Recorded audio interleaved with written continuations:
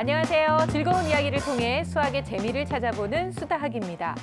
어렸을 때 수학 공부하면 항상 새로운 산을 만나곤 했습니다. 다름 아닌 새로운 공식들 이야기인데요. 공식이 새롭게 등장하면 도대체 이 공식은 무엇 때문에 외워야 되는지, 이 공식은 어떻게 해서 나온 건지 참 이해하기가 어려웠던 기억이 납니다. 하지만 선생님께 여쭤보면 항상 그냥 외워 이런 대답을 듣기 일쑤였는데요. 여러분도 그런 고민 많이 하셨죠. 하지만 수학 공부를 하다 보면 이 공식은 반드시 외워야 된다는 건데 선생님, 기왕에 외워야 되는 이 공식 좀 더 재미있게 외울 수 있는 방법은 없을까요? 네, 공식을 재미있게 잘 외우면 정말 좋겠죠. 근데 초등 수학 교육 과정에서는 공식을 달달달 외우는 것을 지향하고 있습니다. 그래서 공식을 지도할 때는 아이들이 이해할 수 있게 도와주는 편인데요. 일상생활 속에서 어떤 구체물을 가지고 수학을 공부하는 것이 어떻게 좀 진리라고도 선생님들 사이에서 많이 말씀을 하시는데, 아이들이 일상생활 속에서 수학을 공부하다 보니까 수학적 사고력도 더 늘어나는 거죠. 예를 들어 선생님, 이거는 이 단원과 연결 지어지는 거 아니에요? 혹은 선생님, 이거 이렇게 계산할 수도 있지 않을까요? 이렇게 아이들이 좀 더 사고를 하게 되는 경우를 볼 수가 있어요. 그렇죠. 선생님이 얘기하신 게 지금 좀 굉장히 중요한 얘기를 하셨어요. 역시 그 아기 피부라서 그런지 아이들의 마음을 잘 아시는 것 같아요. 저도 그 아이의 눈을 갖고 있기 때문에 아이의 마음으로 잘 캐치하지 않습니까? 그래서 그 선생님이 얘기하신 거랑 제가 좀 일맥상통하는 그런 얘기를 준비를 했어요. 그게 뭐냐면은 일상에서 영감을 얻어서 만들어진 특이한 수학 공식 이야기예요. 오, 그럼 이리 씨가 수학 공식을 만들어낸 거예요? 아, 만든 건 아니고요. 제가 찾아봤죠. 아, 찾아냈어요, 그거를? 찾은 건 아니고 네. 찾아다 준 사람 걸 보고 읽었죠. 아, 너무 캐지 마시고요. 아니 너무 궁금해서. 여러분들 뭐 공식만 나오면 이렇게 다들 걱정하고 궁금해하는데 오늘은 뭐 어려운 뭐 그런 공식은 절대 얘기 안 합니다. 그냥 일단 보시면 되니까요. 네, 수학 비하인드 뉴스 시작합니다.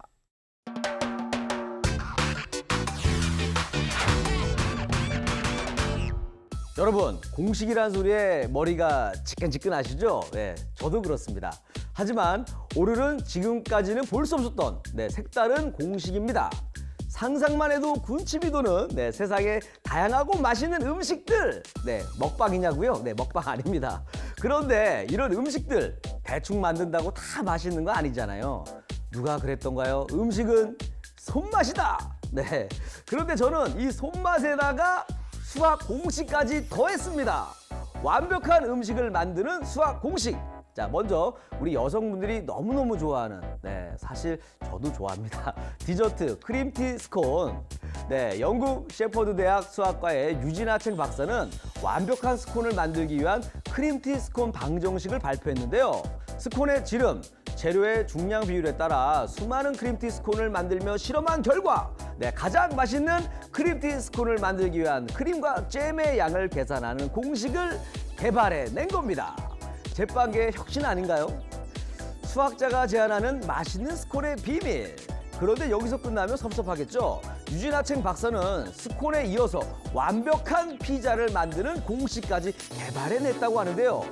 이분 수학자에서 요리사로 전업하는 거 아닌가요? 피자 도우의 넓이와 두께, 토핑의 넓이와 두께 등 몇 개의 수식을 합해 완벽한 피자를 만드는 공식이 탄생했습니다. 그래서 저도 오늘부터 닭가슴살 맛있게 먹기 공식 만들기에 몰입하려고 하는데요. 몸짱이 되고 싶어서 닭가슴살을 먹으려고 하면은 너무 퍽퍽해요. 자, 여러분들도 나만의 특별한 공식 한번 만들어 보는 건 어떨까요?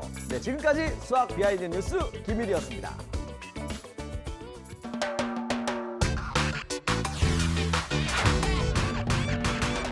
네, 오늘 수학 비하인드 뉴스에서는요, 이렇게 뭔가 좀 다양한 분야에서 기발하지만 또 특이하고 또 동시에 일상생활 속에서 활용해 볼 수 있는 그런 수학 공식을 만들어내는 수학자들의 이야기를 나눠보고 있습니다. 피자 만드는 공식 역시 우리가 지난 시간에 얘기했던 이그노벨상을 수상할 만큼 좀 활용도가 높은 그런 공식이 아닐까라는 생각이 드는데요. 선생님, 이런 공식들을 만들어낸 수학자들이 굉장히 많이 있나요? 네, 이런 건 뭐 만들기 나름이겠죠. 네. 관심을 가지고 있는 분야에 대해서 어떤 수치를, 기준을 좀 정해야 되겠다 하는 생각을 가졌다면 이런 공식을 만들 수 있을 것 같습니다. 지금 재미있는 자료가 있었던데요. 이 영국 킹스대 수학자들이 역대 가장 무서운 공포 영화 10개를 분석하면서 그 무섭게 만드는 요인들을 분석해서 공포를 나타내는 수치, 그 공식을 만들었더라고요. 네. 그래서 분석을 하면서 기준을 정해야 되잖아요. 이런 것들은 공포 수치를 높인다. 오히려 이런 것들은 더 공포 수치를 좀 낮춘다. 이런 것들이 있을 텐데 그런 요소들을 넣고 공식을 만들었더라고요. 그래서 아주 재밌습니다. 이게 서스펜스, 사실성, 또는 환경, 피, 그리고 진부한 장면 이런 걸 기준으로 만들었더라고요. 그래서 특히 뭐 서스펜스 같은 경우는 왜 공포 영화의 가장 중요한 요소라고 할 수 있는 음악 있잖아요. 네. 네, 맞아요. 으스스하다가 막 음악 탁 터지고 하는 그런 요소들의 어떤 수를 또 더해주고 뭐 미지의 사람이 갑자기 나타났다든지 뭐 추격신이라든지 뭐 어떤 함정에 빠진다든지 뭐 이런 것들은 그걸 제곱을 해주고 네. 또 어떤 요소들은 또 더해주고 또 제가 좀 재미있게 봤던 건 이겁니다. 피의 양. 피가 나타나면 사람들은 좀 공포심을 느끼잖아요. 그런데 또 피가 너무 많으면 사람들이 오히려 공포심이 또 떨어집니다. 예, 그래서 피가 나타나면 공포심이 좀 올라가다가 좀 너무 많아지면 또 공포심이 떨어지기 때문에 이런 건 이제 사인 함수 비슷해서 요거를 사인 함수를 가지고 공식을 만들었더라고요. 예, 그리고 또 환경 요소에는 뭐 혼자 있는 경우, 어둠에 있는 경우, 뭐 이런 경우들, 그런 장소 이런 것들을 더해준 다음에 거기에 사람이 많이 들어가면 그 공포심이 좀 줄어드니까 그 N 사람의 수는 이제 또 반비례해서 또 밑에 분모에다 넣어주고 이런 식으로 공식을 만든 거예요. 그래서 이런 것들을 다 고려해서 이런 기준을 만들어서 이런 수치들을 제공을 했으니까 좀 관련되신 분들 있잖아요. 뭐 감독이시라든지 네. 뭐 작가분들은 이런 수치를 참고해서 이럴 때 좀 공포가 배가 되는 거 이런 것들을 사람들이 무서워했구나 참고하시면 제작하는 데 도움이 되시지 않을까 그런 생각이 듭니다. 영화보다 공식이 더 무섭네요. 그러니까 공포 영화에 수학이 들어간다고 하니까 네. 더 공포스럽습니다. 예. 그러니까 뭐 이런다는 얘기잖아요. 저 영화 공포 지수가 5,000이래. 너무 무섭겠다 보지 말자. 또는 뭐 공포 지수가 1,200이래. 볼만 하겠다 저거는 뭐 이렇게 한다는 얘기잖아요. 네. 그리고 좀 이제 이해가 안 가는 게 좀 그 영국 킹스대 그 수학자면은 대단한 분들이잖아요. 그렇죠. 근데 그분들이 어떻게 보면 남들이 봤을 때는 좀 쓸데없는 거를 별것도 아닌 거를 막 그렇게 귀한 시간을 내서 연구했다라는 게 좀 이해가 안 가요. 수학자들이 정말 많은 것에 관심을 가지고 또 연구를 하시거든요. 세상에 쓸모없는 연구 없다. 네, 그런 거죠. 현대 컴퓨터 이론의 아버지라고 불리는 앨런 튜링은 그 수학자 아시죠? 네, 영화 이미테이션 게임의 주인공으로 해서 유명하신 분인데요. 이분이 동물과 관련된 좀 특별한 공식을 만들어냈다고 합니다. 줄무늬가 왜 세로 줄무늬 있는 아이들이 있고 가로 줄무늬 있는 아이들이 있고 접무늬 있는 줄무늬 그렇죠. 있잖아요. 그래서 그걸 보고는 이게 왜 이럴까? 궁금해할 만하잖아요. 그래서 이 앨런 튜링이 동물 몸속에는 털 색깔을 발현시키는 화학물질 멜라닌이 있고 또 이걸 확산시키는 확산제, 억제시키는 억제제가 있고 이 상호작용에 따라서 피부 표면에 무늬가 생기고 그래서 털무늬가 달라진다라는 거를 발견해냈고 반응 확산 방정식을 만들어서 논문으로 발표를 하신 것이죠. 근데 이거를 또 이제 영국 옥스퍼드대 수학자인 제임스 머레이가 반응 확산 방정식의 해는 태아의 크기에 따라 달라지고 그 결과 접무늬인지 줄무늬인지 나타난다고 증명을 또 했다고 합니다. 우리가 동물 관련 연구라고 하면은 생명공학자를 떠올리기 쉬운데 이렇게 수학자가 연구를 네. 해서 의미 있는 연구라고 할 수가 있겠죠. 지금 말씀 듣고 보니까 그 털 문양도 그냥 문양이 아닌 거잖아요. 그러면 점나고 막 이러는 것도 그런 거랑 관련이 방정식에 있으면 의해서 방정식을 통해서 내가 어디에 점이 생길지도 미리 알 수 있는 거 아닌가 뭐 이런 생각이 들고 정말 다양한 게 너무 많네요. 근데 조사하다 보니까요. 네. 이런 것도 있어요. 테러가 언제 일어날지 그 날짜를 예측하는 공식도 있고요. 또 투수가 공을 던지고 난 다음에 얼마나 피곤해하는지 그 피로도를 수치로 나타내는 공식도 있습니다. 다 이런 것도 다 수학자가 한 거잖아요. 네. 그러니까 이런 것도 조사했으면 좋겠어요. 어떤 거요? 제가 저보다 더 인기 많은 연예인을 만났을 때 얼마나 스트레스를 받는지 이런 걸 좀 수치로 좀 나타내서 좀 공식으로 좀 만들어줬으면 좋겠어요. 그 스트레스를 그냥 받기만 하면 뭐 하겠어요. 그걸 통해서 본인이 좀 더 잘 나가야 될 텐데. 그래야 되는데 상처만 되더라고요. 그러니까요. 그것도 연구했으면 좋겠어. 별로 도움이 안 되는 공식인 것 같고요. 선생님 또 어떤 분야에서 어떤 공식들이 있었는지도 알려주세요. 네, 옥스퍼드대와 워싱턴대 공동 연구팀이 네. 부부가 얼마나 행복하게 오래 살 것인가를 예측하는 그런 공식을 개발했다고 해요. 일단 갓 결혼한 700쌍의 부부에게 네.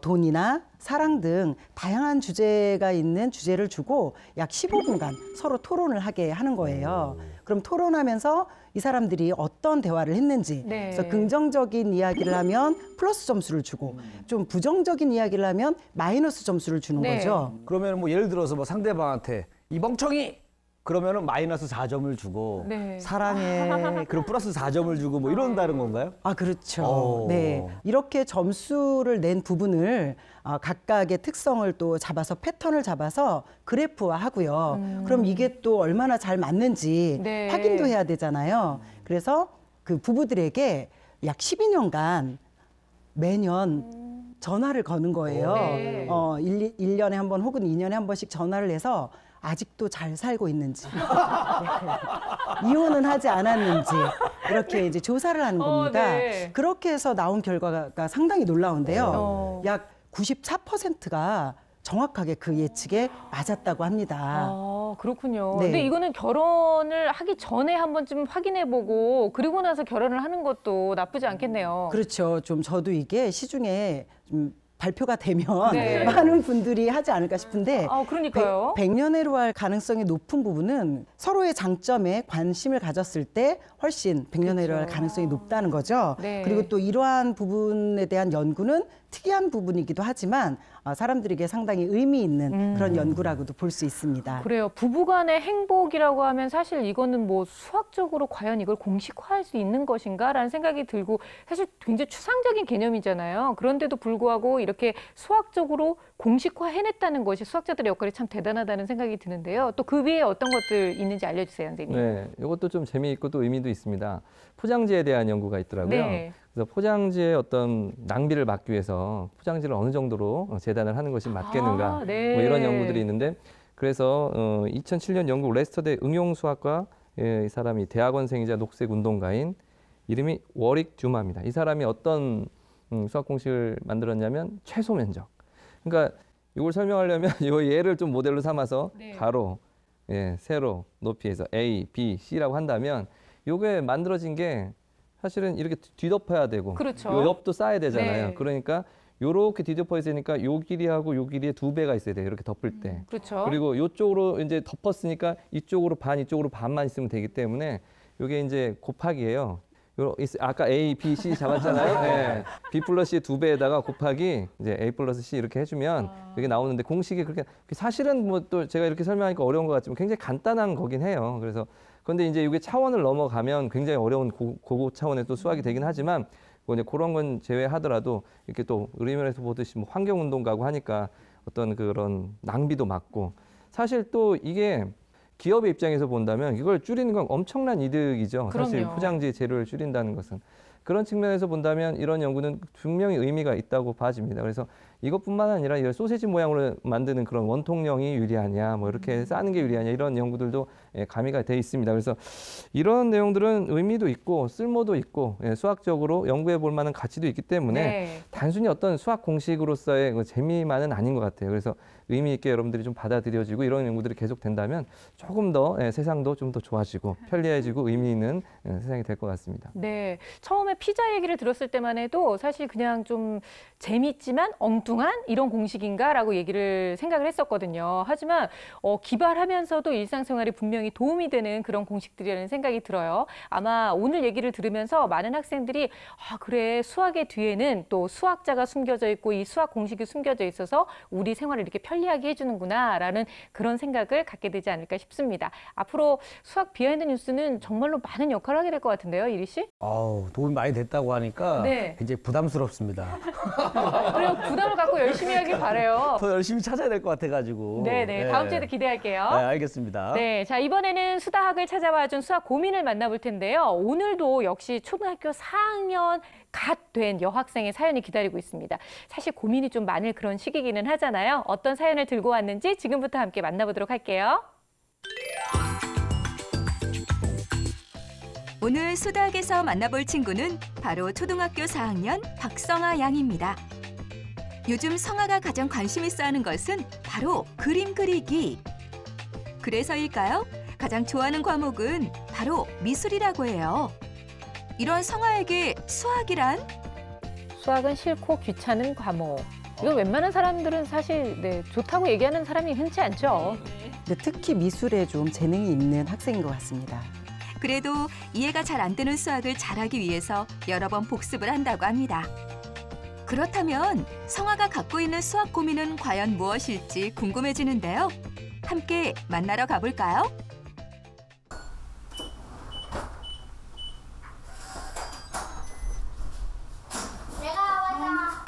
목소리가 아주 밝은데요. 네. 야, 엄마랑 딸이랑 사이가 굉장히 좋아 보이네요. 표정도 밝고 엄마와 사이도 좋아 보이는데 과연 엄마는 어떤 고민으로 수다에게 도움을 요청한 걸까요? 자기주도 학습이 거의 없다는 거죠. 다른 과목, 미술이나 이렇게 체육 활동, 이렇게 댄스, 자기가 좋아하는 과목에 대해서는 참견하지 않아도 굉장히 빠르게 막 자기가 챙겨서 막 뭔가를 계획하고 신나게 가고 엄마 이거 해줘 저거 해줘 그런 얘기들이 많은데 수학에 대해서는 정말 싫어해요. 네. 어른들도 마찬가지 아니에요? 자기가 좋아하는 거는 정말 더 열심히 하게 되잖아요. 저희 어머니인 줄 알았어요. 왜냐면 제가 초등학교 다닐 때 저런 얘기 많이 들었거든요. 네, 애들이 다 그렇죠 뭐. 그럼요. 정작 문제는 뭐 아무것도 하고 싶어 하지 않는 게 더 문제지 하고 싶어 하는 게 있다는 건 전 긍정적인 것 같은데요. 자기가 좋아하는 것만 열심히 하고 수학은 정말 싫어해서 걱정이라는 엄마. 옷도 갖다 놓으시고. 좀 귀엽게 생겼어요. 그래도 바로 오자마자 그래도 막 뭐 공부하고 그러지 않고 그냥 간단하게 간식부터 먹고 또 준비를 하네요. 수학 공부 좀 해야지. 응? 문제 조금 풀자. 응? 머리를 절레절레 하네요. 네. 취하겠다. 어떡하냐. 공부하자는 엄마의 말에 웃으며 고개를 흔들기만 하는 성아. 결국 댄스 학원에 갈 시간이 되고 이런 엄마의 걱정을 아는지 모르는지 즐거운 마음으로 나갈 준비를 하는데요.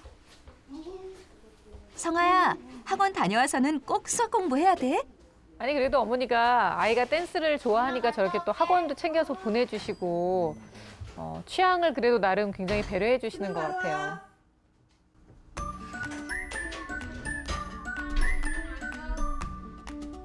댄스 학원을 마치고 가벼운 발걸음으로 돌아온 성아.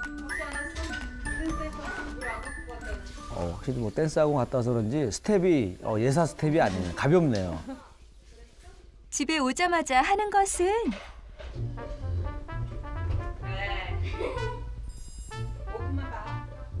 바로 휴대폰 보기.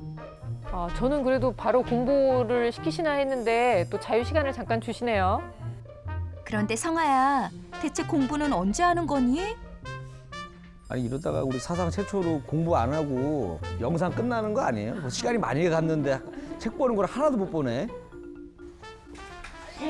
많이 본 것 같은데. 이제 와서 앉아. 시작하자. 결국 보다 못한 엄마의 한마디에 휴대폰을 놓고 책상으로 향합니다. 드디어 일어났는데 공부를 할지. 주방에서 공부를 하시나 봐요. 그렇네요. 이렇게 공부하기 싫어하는 성아가 직접 짠 방학 계획표는 어떨까요? 계획표 가득 보이는 건 자유시간, 게임, TV 보기. 아무리 살펴봐도 공부하는 시간은 보이질 않는데요. 정말 공부하기 싫은 게 느껴지는 계획표죠. TV 보기, 게임하기, 자유시간, 밥 먹기 뭐 죄다 놀기인데. 공부하는 거는 거의 없는 것 같아요. 아마 일부러라도 공부하는 시간을 뺀 게 아닐까. 그러니까 그만큼 자유를 지금 원하고 있다는 외침처럼 들리는데요. 자유, 자유.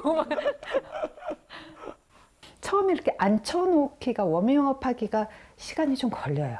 그래서 그 시간을 꼭 잡아서 제가 앉혀서 공부를 하기 위해 자리에 앉아도 집중하기까지 시간이 걸린다는 성아. 엄마는 그런 성아가 집중할 수 있도록 옆에 앉아서 지켜봐 준다고 하는데요.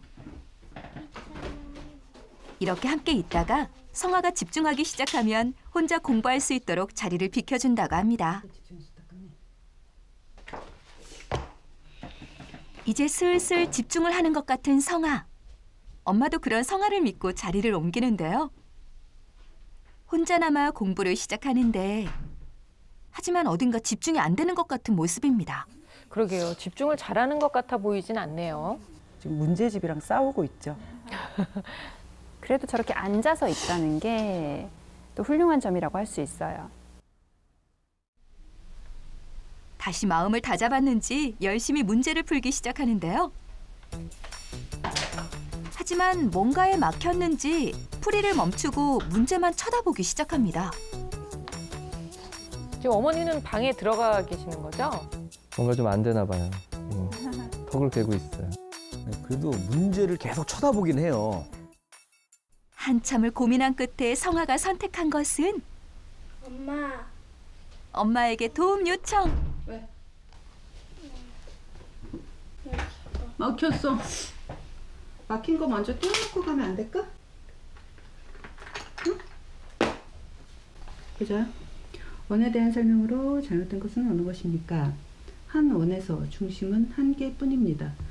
한 원에서 반지름은 셀 수 없이 많이 그을 수 있습니다. 직선의 반이니까 반지름도 같은 거지. 뭐지? 이렇게 흡수되는 것 같은 느낌은 없네요. 그러니까 어머님이 이렇게 다다다다다다 하고 이제 말씀을 해주셨는데 그게 아이의 머릿속에 진짜 쏙 들어갔을지는 살짝 의문이에요. 네. 2cm, 5cm, 4cm. 문제 풀이도 엄마의 설명에도 어딘가 답답해 보이는 성아. 무슨 문제라도 있는 걸까요? 오늘은 좀 컨디션이 안 좋은지 되게 졸렸고 힘들었어요. 그래서 그게 잘 안 풀려서 좀 화가 나고 짜증나서. 아까도 문제 풀 때 보셨지만 다 풀어놓고 더하기 위해서 한참을 걸리고 문제 다 이렇게 계획 잡아놓고 그 수식 계산하는데 멍하니 있고 그런 것들이 좀 걱정이고 문제고 그럽니다. 집중을 못하는 성아 때문에 엄마는 걱정도 많고 고민도 많다는데요. 일단 기본적으로 너무 재미가 없는 거예요. 그렇죠. 네, 재미가 없기 때문에 지금 집중이 잘 안 되고 문제도 잘 안 풀리는 거죠. 재미있으면 빨리 끝내놓고 그쵸. 다른 거 할 텐데. 네. 결국 성아 옆에서 공부를 봐주기 시작하는 엄마. 컴퍼스로 원을 그리려고 합니다. 원을 그릴 때를 생각해봐. 너 처음에 어떤 거 먼저 하지? 점을 먼저 찍을까? 컴퍼스를 먼저 점을 찍을까? 점을 먼저 결정을 할까? 아니면 반지름처럼.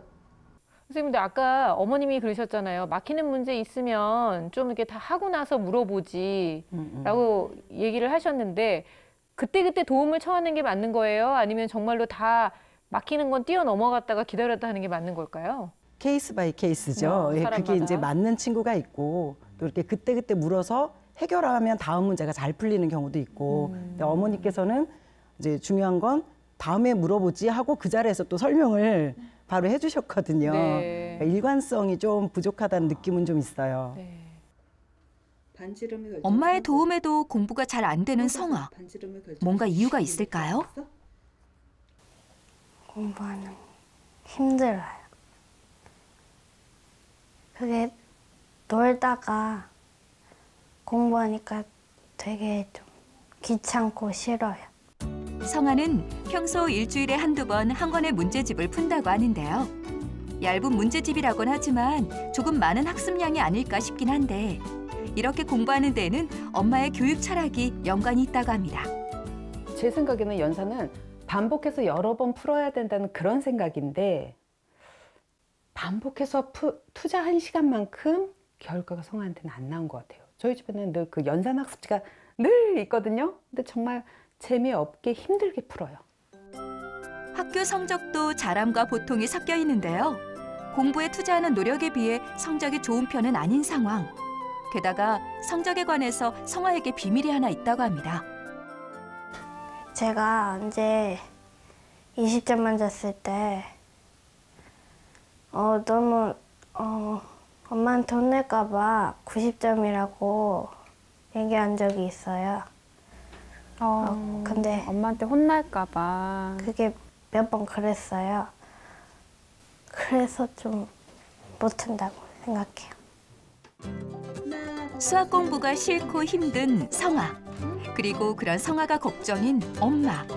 성아가 수학을 좋아하고 또 혼자서 공부를 잘 해나갈 방법 어디 없을까요? 수다학 선생님들 알려주세요. 네, 이제 초등학교 4학년이 갓된 성아를 만나봤습니다. 어머님께서 예체능같이 본인이 하고 싶어하는 건 알아서도 너무 잘하는데 수학은 진짜 싫어해서 고민이라고 얘기를 하셨어요. 근데 사실 이게 모든 아이들이 대부분 다 그렇잖아요. 하고 싶은 건 진짜 열심히 하고 수학은 진짜 하기 싫어하지 않았어요? 그랬죠, 저는. 당연한 그랬죠, 얘기예요. 예. 아시잖아요. 봐서 알잖아요. 그러니까요. 근데 성아도 역시 수학은 너무 귀찮고 하기 싫어요. 이렇게 얘기를 했는데요. 이게 아이들이 왜 이렇게 정말 수학을 싫어하는 걸까요, 선생님? 저도 같은 고민이 있었기 때문에 저는 성아가 좀 이해가 되긴 하거든요. 예, 저도 이해가 됩니다.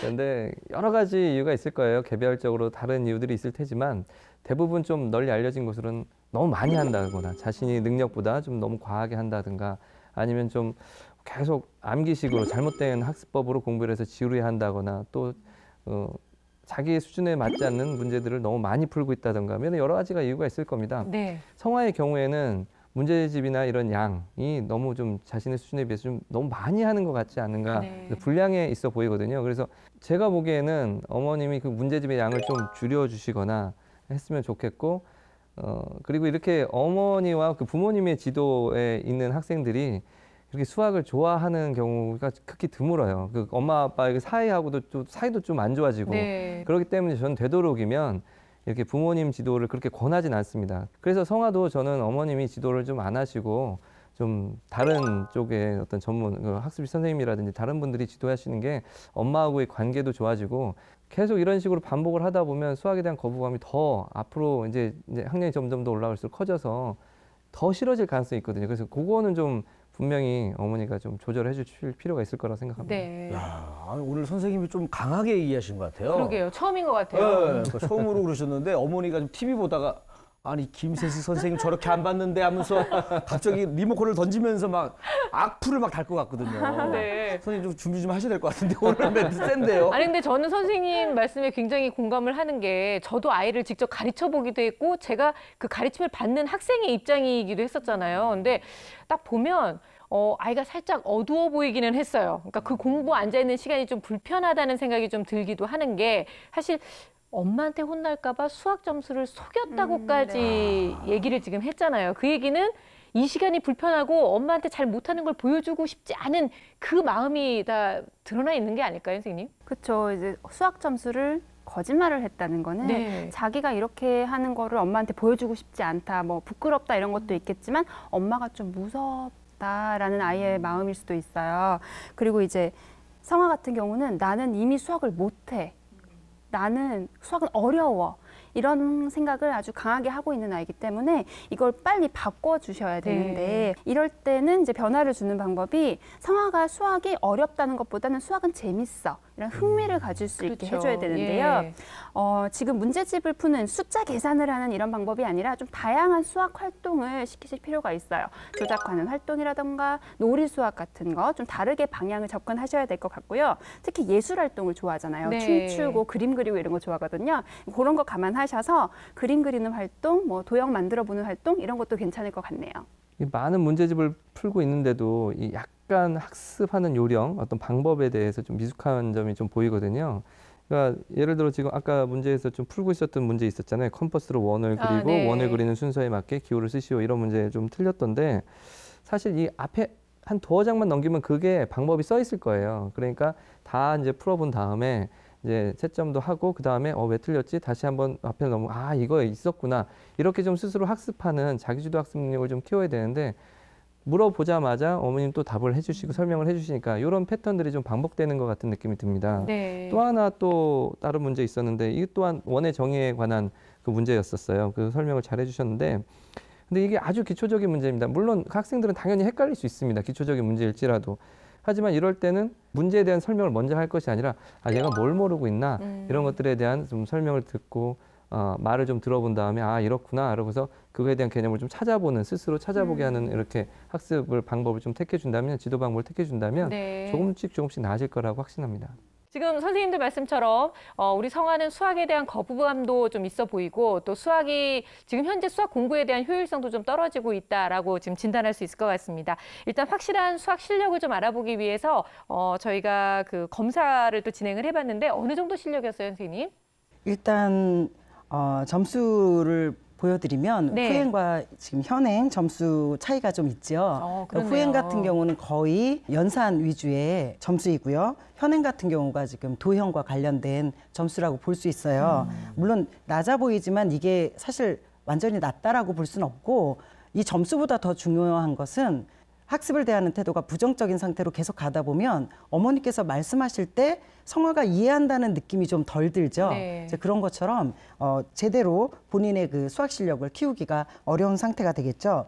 성아가 연산 능력은 이미 좀 잘 갖추고 있기 때문에 현재로서는 좀 다른 다양한 도형이라든지 뭐 측정이라든지 다른 영역에 좀 더 관심을 갖고 집중해야 될 때가 아닌가라고 생각이 듭니다. 네, 현행 점수만을 봤을 때는 좀 낮다 싶으실 수도 있는데 뭐 그렇게 걱정할 단계는 아니라고 하셨으니까요. 이민현 선생님은 또 어떻게 보셨어요? 결과 보시고? 네, 저는 이제 문제를 봤을 때 문제를 굉장히 잘 풀어줬었어요. 네. 그래서 어머니께서는 우려를 하시지만 그냥 우려이지 않을까라는 생각을 할 정도로 문제를 잘 풀어줬고요. 영상을 보다 보면은 또 아이가 그냥 뭔가 뭐 힘들어는 보이지만 어쨌든 끈기 있게 의지 있게 쭉 앉아 있었잖아요. 4학년 아이가 이제 4학년이 되는 아이가 그렇게 끈기 있게 집중력 있게 앉아 있는 것도 사실 힘들거든요. 그러니까 성아 같은 경우는 태도가 참 잘 갖추어져 있다 이렇게 보시면 돼요. 이제 틀린 문제를 보면은 삼각형의 성질과 원의 성질을 이용해서 풀어낸 문제였어요. 이거를 손을 못 댔다 이걸 봤을 때는 아마 삼각형의 성질이나 원의 성질을 정확히 이해하지 못하고 있다라고 생각을 했었고 또 똑같은 문제를 또 틀렸더라고요. 네. 18번인데 도형이 확실히 약하구나라는 걸 느꼈고 영상에서도 다른 성적은 잘함이었는데 도형 부분만 또 보통이었다. 그랬죠. 예. 네. 그래서 도형 부분을 좀 탄탄하게 갖춰주신다면 이제 새학년 가서도 문제 없을 것이다라는 생각이 들더라고요. 근데 좀 반전이 있었네요. 제가 생각한 것보다 굉장히 좀 잘하는 아이였어요. 그러니까요. 네, 뭐 도형만 좀 반복적으로 하면 좋은 성적 나온다고 하니까 성아의 마음으로 제가 어머니한테 문제집 양을 좀 요 정도면 좀 줄여줘도 되지 않을까. 성아 스타일이 보니까 약간 그 대기만성아예요. 네. 묵묵하게 그렇죠. 그냥. 시간이 지날수록 크게 잘 될 친구입니다. 근데 이제 어머님의 고민이 또 한 가지 있었어요. 수학 공부를 시작하는 데까지 시간이 너무 오래 걸려요라고 고민을 하셨는데 저희가 사실 다양한 그 케이스들을 보여드리면서 이런 경우는 결국 아이가 별로 흥미를 못 느끼기 때문이다라고 말씀을 드린 적이 굉장히 많잖아요. 그래서 우리 성아가 과연 어떤 성향을 가지고 있는 아이인지를 알면 좀 이 아이한테 맞는 공부법을 알려줄 수 있을 것 같아요. 자, 성아의 검사 결과를 보시면 자기조절 영역이 다소 낮은 보통 수준이에요. 네. 학습 습관도 학습 기술도 전체적으로 한 보통 수준의 점수가 나왔는데 실제로 자기조절 영역 보면 다른 부분보다 학습 동기 부분이 특히 좀 낮게 나온 걸 볼 수 있습니다. 학습 동기가 낮다라는 것은 감정적으로 불편함을 겪고 있다는 뜻이거든요. 감정적인 불편함은 실제로 외부에서 부정적인 피드백이 들어올 때 감정적으로 불편한 상황이 나옵니다. 그렇군요. 그 부분이 학습 동기를 낮게 하고 학습 동기가 낮아지면 당연히 창의력에도 영향을 미쳐요. 우리 성아가 가지고 있는 재능 중에 공간지각 능력이 상당히 높은 걸로 나옵니다. 좋아하는 게 뭐 만들기, 네. 그리기 이렇게 나오잖아요. 그런 걸 좋아하는 친구들이 도형을 못하기는 어렵거든요. 그러니까 감정적인 부분이 아마 거기에 영향을 미쳤다라고 볼 수 있습니다. 또한 학습 습관으로 들어가 보면 성아가 독서 수준은 좀 높게 나와요. 그런데 시간 관리가 좀 낮게 나오거든요. 시간 관리가 낮다라는 것은 수동적인 학습자들이 가지고 있는 공통적인 특징이에요. 그러니까 아마 성아는 지금 상당히 수동적으로 학습에 임하고 있다. 그 부분이 학습 기술로 넘어가면서 학습에 필요한 학습 기술들을 좀 방해하고 있는 거죠. 그렇군요. 네. 그게 암기력이라든지 또 우리 뭐 그 노트 필기라든지 학습에 직접적인 관련이 있는 기술들이 좀 떨어져요. 그에 반해서 시험 관리라든지 또 수업 집중 이런 태도 면에서는 상당히 높습니다. 네. 그러니까 성아 자체는 공부를 잘하고 싶은 학생인 거죠. 네. 근데 성아는 답이 딱 나왔어요. 학습 동기를 높이기 위해서 긍정적인 피드백, 감정 상태를 좀 즐겁게, 네. 기쁘게 만들어줄 필요가 있다. 그렇게 되면 본인 스스로의 일에 대한 집중도가 높아지고 그것이 곧 시간 관리랑 연결이 될 거예요. 네. 그러면서 아마도 그 공부하고자 하는 욕구가 좀 더 이렇게 증가될 수 있다. 이렇게 볼 수 있습니다. 그러면 긍정적인 피드백을 위해서 어머님하고의 학습을 좀 변화를 좀 줘야 될 필요가 있을까요? 그렇죠. 지금 어머니께서 미술이나 체육 이런 건 정말 자기주도적으로 한다 그랬어요. 네. 그러니까 성화 자체가 자기주도적인 학생이 아니다라고 말할 수는 없는 거죠. 수학 영역만 그런 거지. 그래서 아이가 이 수학을 좋아해야 되잖아요. 그래서 좋아할 수 있는 방법을 찾아주셔야 돼요. 네. 이제 일단 그 부분이 부담감을 좀 덜어주고 또 수학 자체를 못한다라는 이런 자존감이 좀 낮은 그런 말을 하지 않을 수 있도록 어머니께서 용기를 좀 주셔야 되죠. 그러려면 아마도 다양한 시도가 필요한데 그중 이 문제집의 수준이라든지 양 네. 이런 부분을 성화 수준에 맞춰서 제시해 주는 게 필요하다고 볼 수 있습니다. 네. 근데 아까 그 엄마가 그렇게 열심히 알려줬는데 전 이게 기억이 났어요. 성화가 네. 엄마랑 공부를 조금 힘들어했잖아요. 네. 그리고 아까 뭐 선생님 얘기에서 봐도 좀 엄마가 알려주는 걸 좀 불편해하는 것 같기도 하고 그랬는데 저는 좀 이해가 돼요. 저도 그 수학을 좀 싫어하는 학생이었기 때문에 이 의견 일치합니다. 왜냐하면 저도 예전에 잠깐 공부하려고 어머니가 잠깐 수학 공부를 잠깐 마음 잡은 적이 있었어요. 네. 그때 어머니도 그래 엄마가 도와줄게 하고 열정적으로 어머니가 좀 알려주셨는데 굉장히 불편하더라고. 다음 날까지 불편했어요. 그래서 서로 불편한 것 같더라고. 그래서 어머니 그냥 제가 알아서 하겠습니다. 그래 알아서 해라 하고 끝낸 적이 있거든요. 네. 그러니까 보면 결국은 지금 너무 능동적으로 못하고 수동적으로 이끌어가다 보니까 아이는 아이대로 이제 갈 길을 잃어가는 그런 상황인 것 같아요. 뭐 좀 독하게 말을 하자면 어머님이 이제 살짝 뒤로 좀 물러나 주셔도 성화가 얼마든지 잘할 수 있는 능력을 더 발휘할 수 있다는 말씀이신데 선생님 구체적으로 어떤 공부법을 좀 이렇게 제안해 주고 싶으세요? 네, 성화 같은 경우에는 뭔가 명확한 것 같아요. 성화가 좋아하는 것 위주로 수학 공부를 해야 된다. 교구를 만진다던가 그림을 그려본다던가 혹은 놀이 수학을 한다던가 성화가 좋아할 만한 행동으로 끌어주시는 게 맞다고 생각을 하거든요. 특히 도형 같은 부분은 제가 말씀드린 이런 활동을 통해서 쉽게 개선되는 부분이에요. 그래서 추천을 드리고 또 왜 사람마다 능력도 다르고 역량도 다르고 아이들이 네. 좋아하는 것도 다르거든요. 저는 이 학습을 하는 데 있어서 그런 부분들을 끌어와 주셔야 된다고 생각을 해요. 어머님의 방식이 아니라 성화가 좋아하는 걸 끌어다가 주시면 얼마나 좋을까라는 생각을 해봤고 성화 보면 왜 액체괴물 좋아하고 네. 그림 그리는 거 좋아하고 이렇잖아요. 그런 부분을 수학에 좀 가미를 해줬으면 좋겠다라는 생각이 좀 들었어요. 네. 성화가 수학을 싫어하게 된 이유는 분량 때문인 것 같습니다. 예, 어느 정도 명확해진 것 같고요. 이런 공부하는 방법이 좀 다양한 방법이 있다는 것을 좀 어머님도 좀 아셨으면 좋겠는데요. 제 방법을 좀 예를 들어 드리자면 제 방법이 꼭 절대적인 진리는 아니지만 저는 이렇게 하는데 왜 그렇게 하냐면 그 아이가 그렇게 편하게 공부하는 방법이기 때문에 그래요. 저희 애엄마가 먼저 지도를 했는데 그 방법이 안 좋아 보이더라고요. 네. 그래서 잠깐 하지 말자. 그러고서 이제 저는 이제 인터넷 강의를 틀어놓고 그 아이가 공부하는 걸 옆에서 지켜보고 그러면서 이제 다 공부한 다음에 문제집을 풀고 모르는 거 이제 제가 이제 질문 받고 대답해주고 이렇게 시간을 보내거든요.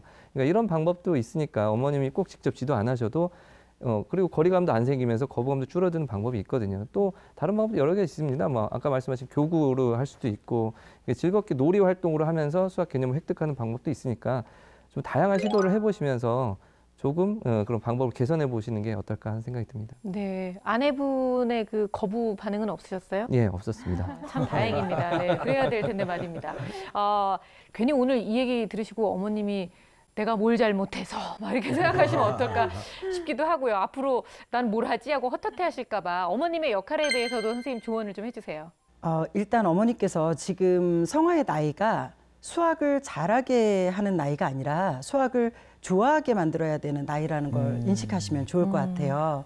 우리 성화가 보면 자기가 좋아하는 건 정말 열심히 한다 그랬잖아요. 네. 그럼 어머니께서도 성화가 수학을 좋아하게만 만들어주시면 되는 거예요. 그렇게 해주셨을 때 당장 문제집을 안 풀면 성적이 떨어질 것 같지만 사실 지금은 그렇지 않거든요. 어머니께서 성화가 수학을 공부하는 것에 대한 약간 불안감을 갖고 계세요. 근데 어머니의 그런 불안감은 아이에게 전염이 됩니다. 그래서 어머니께서 불안한 만큼 아이도 불안하거든요. 그렇죠. 예. 그래서 우리 성화가 그런 불안함을 갖지 않도록 엄마는 상상력이 좀 부족한데 우리 성아는 상상력이 좋잖아. 그러니까 원 그릴 때 너라면 어떻게 그릴 것 같아? 우리 머릿속으로 한번 상상해 볼까? 이게 더 좋을 것 같아요. 문제집에 점은 어디에다 찍어야 되고 어떻게 그려야 돼? 이렇게 단계적으로 설명하시는 네. 것보다 그러면서 성아의 가능성에 더 집중하시고 잘한다 잘한다 이렇게 좀 해주시면 성아가 수학에 좀 흥미를 좀 되찾고 우리 엄마가 나를 이만큼 인정해주고 있어. 그쵸, 예. 그러면서 수학을 좋아할 수 있게 그렇게 만들어주시는 게 좋을 것 같습니다. 시간 관리 능력이 좀 부족하다고 나왔잖아요. 그러니까 이런 데서 어머님이 도와주셨으면 좋겠습니다. 그러니까 계획을 짜고 성아가 이제 스스로 하고 하는데 어머님이 계획을 짜는데 좀 도와주시고 또 이제 진도 나가는 거에 체크 좀 해주시고 그렇게 해서 그런 부분에서 어머님이 많이 도와주신다면 성아가 조금씩 나아질 것 같고요.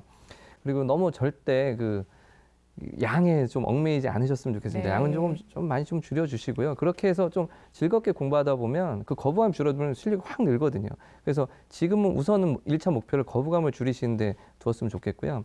또 하나 좀 추천해드리고 싶은 방법은 이런 공부방이라든지 이런 학원에서 좀 그러니까 선생님이 좀 특별해야 될 것 같아요. 이 어떤 특별함이냐면 그 성아는 좀 다정한 선생님, 좀 네. 편한 선생님, 그러니까 자유롭고 편한 분위기에서 말도 많이 주고받고 하는 상황에서 학습이 좀 더 잘 이루어지는 성향의 아이니까 그런 상황을 만들어 주시는 게 지금 제가 볼 땐 어머니가 제일 해주셔야 될 일이라고 봅니다. 네, 결국은 학습 분량을 좀 줄여줘라. 그리고 공부의 주체는 성아니까 성아가 원하는 방식으로 공부할 수 있도록 해줘라. 이제 이렇게 좀 정리를 해볼 수 있을 것 같습니다. 아마 오늘의 조언을 좀 잘 따라서 하다 보면 성아가 주체적으로 공부를 열심히 하면서 수학을 좀 더 흥미롭게 느끼지 않을까 싶은데요. 자, 선생님들께서 얘기해 주신 여러 가지 핵심 솔루션 중에서 절대로 놓쳐서는 안 될 결정적 한방 정리해 봅니다.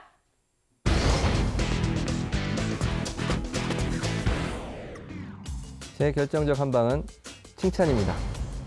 성아는 매우 배고파할 것 같습니다. 수학에서 작은 성공에도 엄마의 칭찬이 큰 힘이 될 걸로 믿습니다. 맞춤 수학, 성아에게 딱 맞는 맞춤 수학으로 흥미를 높여주세요. 걸어서 문제집 밖으로, 문제집 밖에 더 많은 재미있는 수학이 있습니다. 나가서 수학과 함께 재밌게 놀아보시기 바랍니다.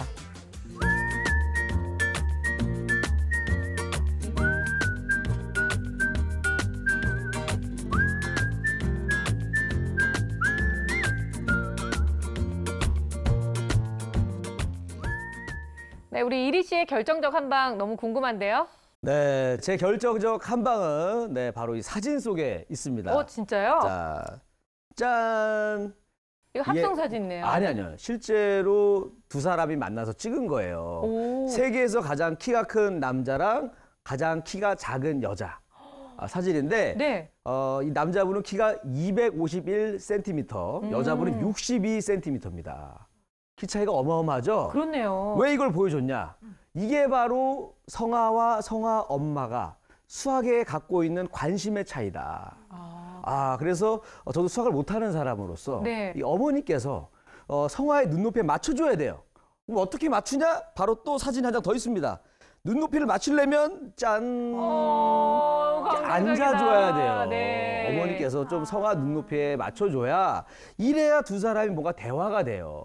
그래서 어머니께서 눈높이를 낮춰서 성아랑 대화를 하다 보면 뭔가 이 해결책을 아마 찾아낼 수 있지 않을까. 네. 대화에서 찾았습니다. 오, 박수. 인정. 감동이 있었나요? 너무 감동적이에요. 맞아요. 꼭 수학뿐만 아니라 모든 일상에서 아이가 클 때까지는 부모가 또 저렇게 눈높이를 맞춰줘야 되는 게 꼭 필요하잖아요. 성아가 언젠가는 분명히 커서 수학을 즐기고 또 좋아할 때가 될 겁니다. 그때까지 어머니께서 좀 느긋한 마음으로 지켜봐 주시고 눈높이를 좀 낮춰주신다면 어느새 금세 정말 성아가 많이 성장해 있을 거라고 믿어요. 그때까지 우리 성아도 성아 어머님도 화이팅 하시기 바랍니다. 자, 오늘 수다학은 여기까지입니다. 이렇게 여러분들께도 수학 고민이 있으실 텐데요. 주저하지 마시고 저희 수다학 게시판을 통해서 여러분들의 사연 남겨주시면 저희가 이렇게 발빠르게 움직여서 해결해 드리도록 하겠습니다. 다음 시간에 다시 뵐게요. 고맙습니다.